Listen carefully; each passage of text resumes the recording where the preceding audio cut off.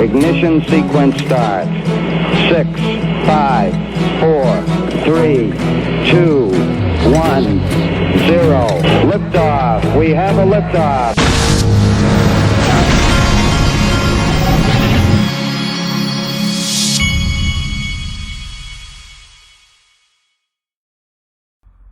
Hey everybody, this is the Digital Asset Investor, and I'm going to start you off with showing you this. Watch this. Maybe while the replacement is not out there, it does seem like, especially headed by Russia and China, that there's a lot of effort being put into figuring out a way to not be as dependent on the dollar. And I think that's what led many of us into gold and silver and seems to be continuing. So, and it's not just Russia and China. There's a massive group of countries that are joining, including our allies. Countries such as Mexico has expressed interest in joining the BRICS Plus nations, including Egypt and Turkey and Argentina and Venezuela and on and on and on. And these countries are continuing to grow. You look at the Shanghai Cooperation Organization, it represents over 60% of human population. And this is, you know, a piece that I haven't even talked about. Looking at the Belt Road Initiative, all 13 OPEC producing countries are on the Belt Road Initiative. Saudi Arabia, who said we're joining the BRICS nations, who said we're open in Davos 2 weeks ago to selling oil for other currencies, telling the world that China is their most important partner in trading oil this year and for the next 50. You can see little by little by little, the cracks are happening. The growing chorus is growing louder and louder and larger by the day against the West. And I think this is really the most important thing to focus on. And that's why when we are focusing on a quarter point, 25 basis point rise in interest rates, or looking at the inflation numbers and what the Fed is going to do or not going to do, it's misdirection. It's a distraction. It's a distraction. So that's where the world is going. And also, here, where does this involve crypto? Binance CEO says crypto industry will probably move to non-dollar stable coins. Yes, gold will play a big role. The irony here is beautiful. Yes. And that's why Glint's one of my sponsors. I'm buying gold in my Glint account. I'm buying physical gold. With my Glint account, I'm able to have a debit MasterCard, and I can literally use my debit MasterCard. And then once I spend it on a meal or groceries, I can literally see how many grams of gold that it cost. Pretty darn cool. Groundbreaking. All right. eGrag Crypto, XRP. Excuse me. Hold on one sec. XRP empty space. Closing weekly candle above 30 MA and turning fib this into support will ignite XRP price, since there's an empty space of volume above these prices. Usually when such volume price profile has empty space, it will act as a magnet for the price. I like the sound of that. I hope he's right. Moving along. The official cool guy of the Digital Asset Investor channel is checking in on a Thursday. Well, technically, I think tomorrow is a holiday because I think a lot of the kids are out of school. So today, technically, is Friday for the official cool guy, so he shows up. Gary, are you there? Gary, we're the least of your problems. Now you got Congress knocking on your door. How can you not love the official cool guy? Now, yesterday we brought this up, and this kind of irritated / bothered me. This was Tony from Thinking Crypto. This part of his tweet thread, he says he's talking about the attack on crypto, and he says this attack was green lighted from the top. It's coming from the Biden administration, President of the United States. This is why you see the SEC, CFTC, and other agencies like the Fed targeting crypto in conjunction. Well, this irritates me because this woman is Caroline Pham. Now, I'm not saying she's not a good guy in this thing, but Hester Pierce has been acting like a good guy for years, and then we find out that she and Elad Roisman, one of them or both of them, were involved in voting for the library case. So you have to wonder if there's some good cop, bad cop stuff going on out of the SEC. I would love for Caroline Pham to confirm to us that she actually is pro-crypto. She's there meeting at Ripple. She was trying to create her image as pro crypto. I hope she is, but here's what bothers me. Look at this. This is her Global Markets Advisory Committee. She's got Perry Ann Boring on there from crypto. She's got Stellar. I don't see Ripple on here. She's also got, but here's the part where it kind of bothers me. Mary Catherine Lader is with Uniswap Labs. Well, when you hear Uniswap Labs, you need to hear Ethereum. There's a lot of Ethereum centric stuff on here. And we know about the Ethereum free pass. Well, this is Mary Catherine Lader, okay? She's the chief operating officer at Uniswap. She's also a team member on one of those organizations whose name we don't name on this channel. We don't talk about these types of organizations. But she was with BlackRock as well. She was in their digital wealth group, and she had to do with the blockchain there. Now, this is her on the stage. Remember when they had the FTX conference, SALT FTX conference down in the Bahamas? Well, what did we learn from FTX? We learned that FTX was meeting with the Biden administration, the CFTC, the SEC, the Fed, the Congress, you name it, they were meeting with them, okay? And then it was found out to be a fraud. Well, guess who else was meeting with, was meeting with the Biden administration? To my knowledge, they're still having active meetings. And so we're working proactively, particularly in... This is the COO of Uniswap, Mary Catherine Lader.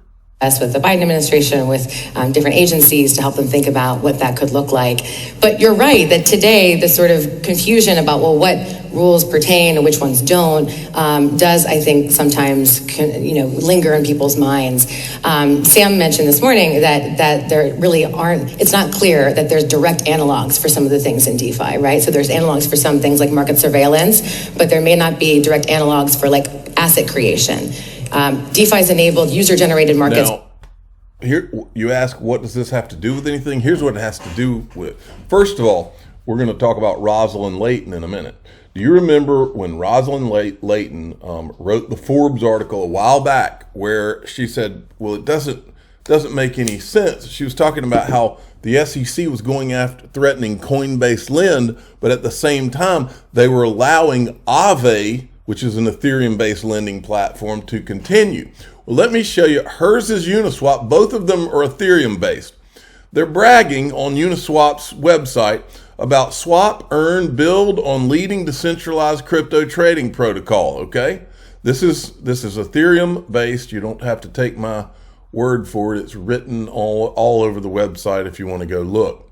This is Aave liquidity protocol. Earn interest, borrow assets, and build applications, supply, stake, borrow, okay? These two are they're openly doing it. She's the COO of Uniswap. And this woman was on stage with her. If you look right there, you'll see her. And then this is Rebecca Rettig, who now she's not, but she was the chief legal and policy officer at Aave. She was a board member at Silvergate Bank. Now she's at Polygon, which my understanding is also Ethereum-centric. So here's what she had to say at the SALT FTX conference about who they're working with. Both myself and a number of others, including the Crypto Council for Innovation, as well, and the DeFi Education Fund and the Blockchain Association, and a number of others behind the scenes are really working to speak to and educate regulators in the US, in the EU, and in the... All while Ripple's being sued. So anybody associated with Ethereum is being left alone. That's the point here. So meanwhile, they've started coming after staking and they're going after stable coins and all of this, but they're leaving these guys who are openly bragging right here. Whatever that number is of liquidity is locked in Aave across 5 networks, over 11 markets. You can earn interest, you can borrow, all right, openly. And we've done whistleblower alerts on this. We've made Gary aware of it. So then we go to this. So Rosalind Layton has filed a motion to intervene to petition the court for access to the Hinman speech document.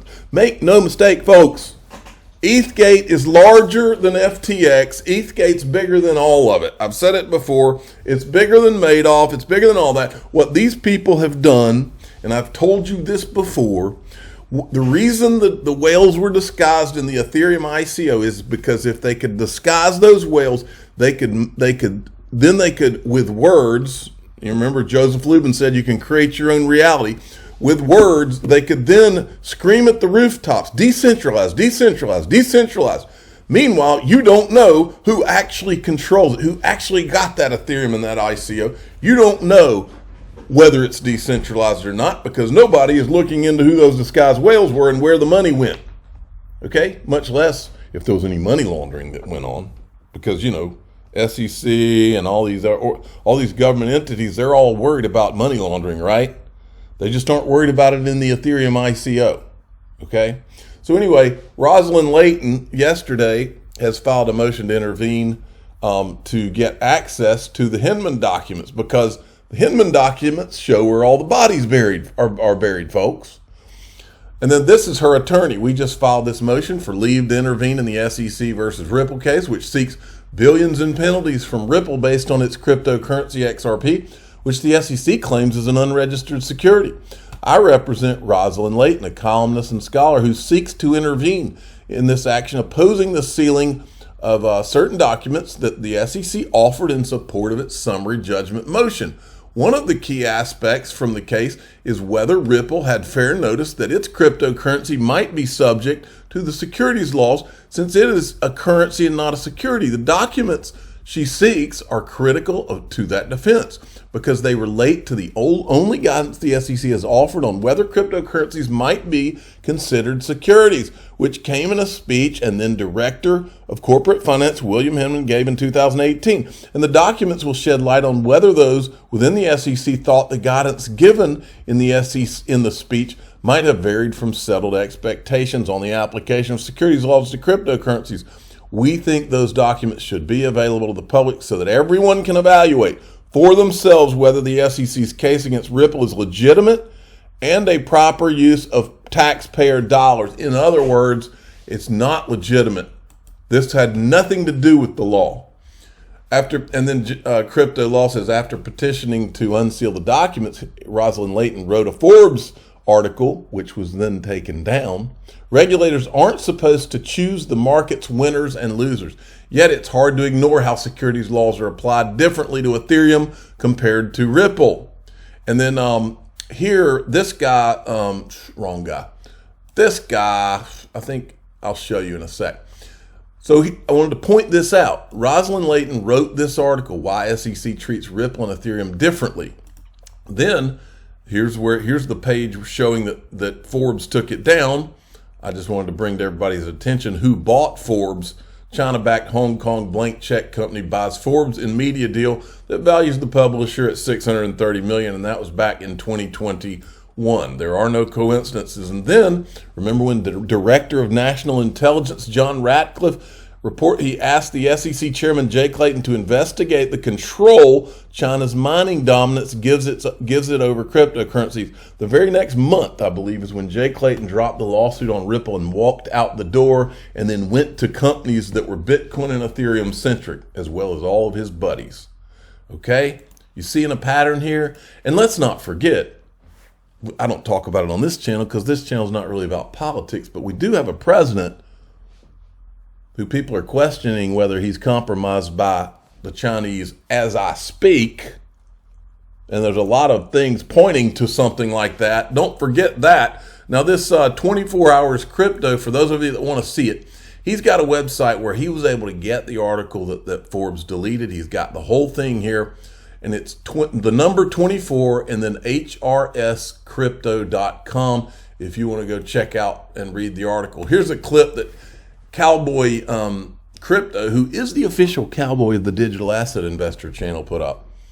A conflicts of interest explanation suggests that Hinman had a financial stake in an entity promoting Ether over competing coins like XRP. Separately, the government watchdog organization Empower Oversight sued the SEC to obtain materials that show Hinman received millions of dollars in retirement payments from his former law firm, Simpson, Thacher, and Bartlett, and that STB joined an alliance devoted to the exclusive promotion of Ethereum, and even that the SEC warned Hinman about the appearance of such conflicts. Okay?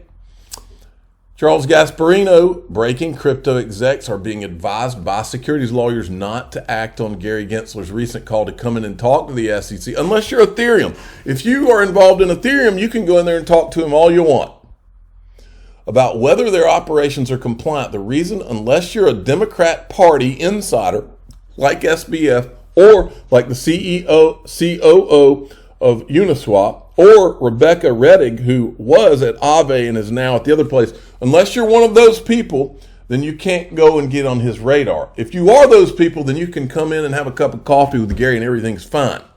You see the problem here, folks? Brian Armstrong seems to think America's at risk of losing its status as a financial hub. What if the people running the show in our government want that to happen? What if they're working for somebody other than the American people? How about them apples? Then we've got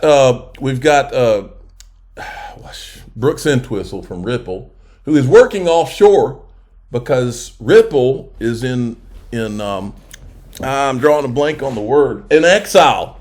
Ripple in exile. That's a thumbnail. Ripple